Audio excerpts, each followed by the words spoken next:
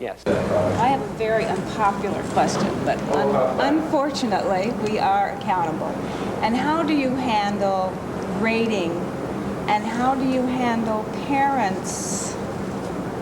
I know you must do a lot of parent education. You would have to with this program and this philosophy. But how do you handle report cards? I mean, we have to do them, and how do you handle that? It's interesting you'd ask that question because my reading program arrived about 2 weeks late.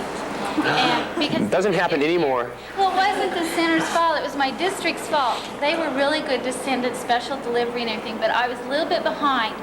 So I thought, oh, what can I leave out? Well, parent night was the one thing I chose. That's the college answer, that's the real world answer.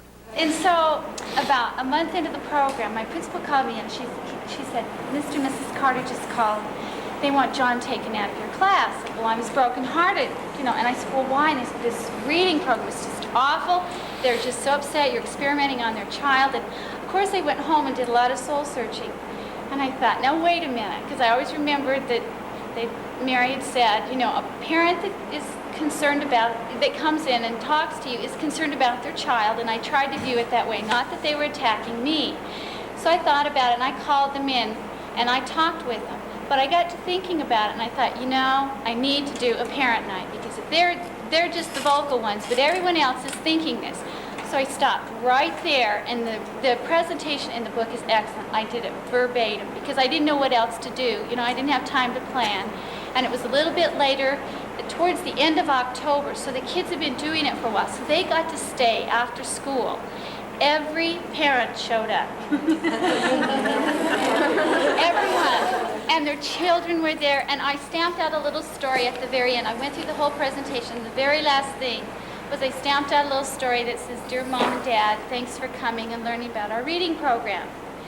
I love you for your support, and da-da-da-da-da. And it was the most, I mean, all year long I had people come. I had more mother helpers. I had to turn down mothers because they all wanted to be in there. They volunteered. I just couldn't tell you the kind of support I had.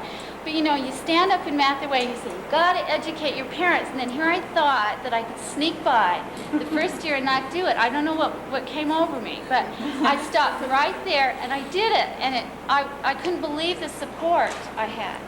And I had one father that produced commercials. And I thought this was an interesting comment.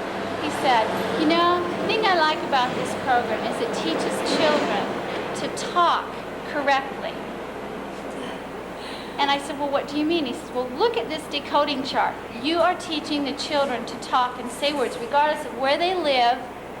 They talk correctly and they say the sounds they're supposed to. And they don't pick up any little colloquial thing.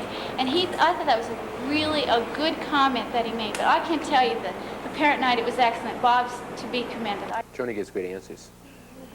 And grading, we just have a good, we just have to grade them on 80% of their ability.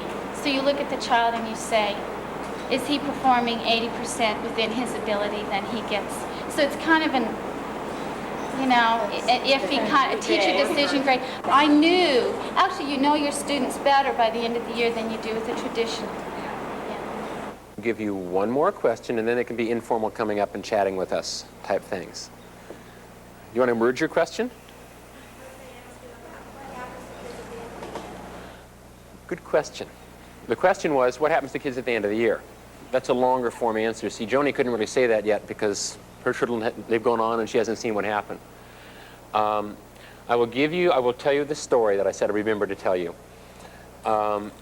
There was a kindergarten using this program back in 1973.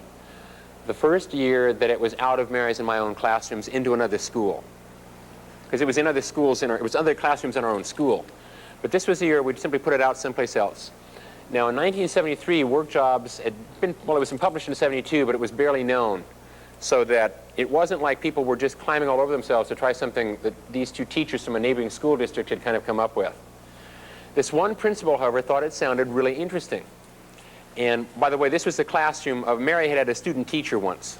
And this student teacher was now teaching kindergarten, so we said, well, how about Diane? We put it in Diane's class, and then all the teachers around her in kindergarten got it too. And the principal had heard something about Oh yeah, if you have sounds related to pictures, that's probably pretty good for readiness.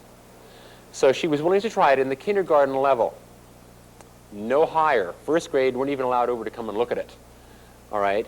But there was a slight problem for her because at the end of that year, they redrew the district school boundaries so that pretty much all the kindergarten children in that classroom went to different school districts. Or not school districts, different schools within the district.